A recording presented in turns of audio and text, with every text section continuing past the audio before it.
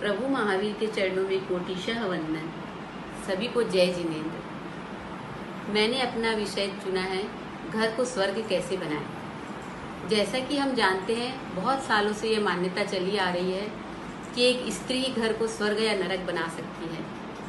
कभी हमने सोचा कि ये मान्यता क्या सच है, लेकिन फिर कहीं ना कहीं हम महसूस करते हैं कि ये बड़े बुजुर्गों का अनुभव है और यह सही है। घर को स्वर्ग एक स्त्री ही बना सकती है। घर स्वर्ग का क्या अर्थ होता है?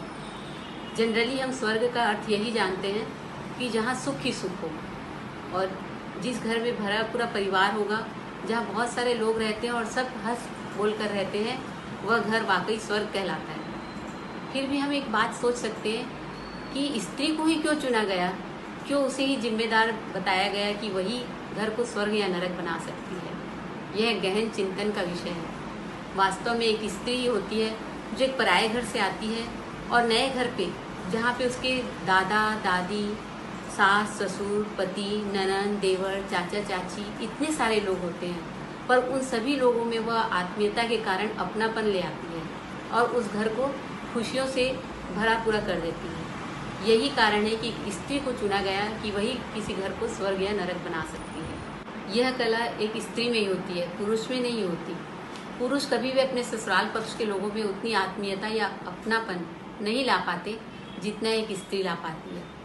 आइए अब इस विषय को कि घर को स्वर्ग कैसे बनाएं, मैं एक कविता के माध्यम से अपने परिवार के साथ प्रस्तुत करती हूँ।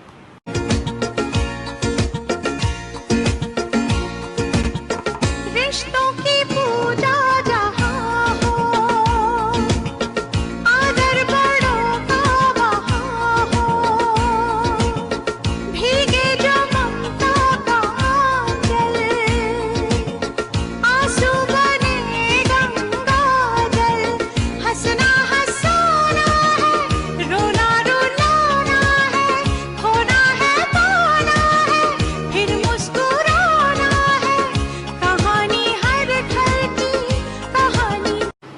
जिनेंद्र।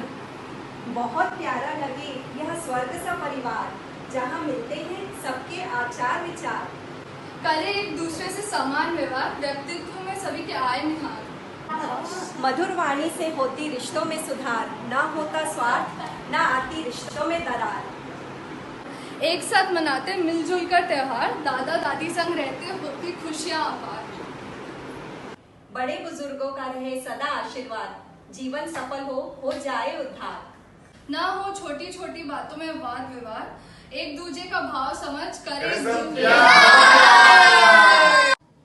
जिस घर में होता है अतिथि सत्कार और होता है साधु साध्वी का सेवा आहार, उस घर से शुरू होता है स्वर्ग का द्वार।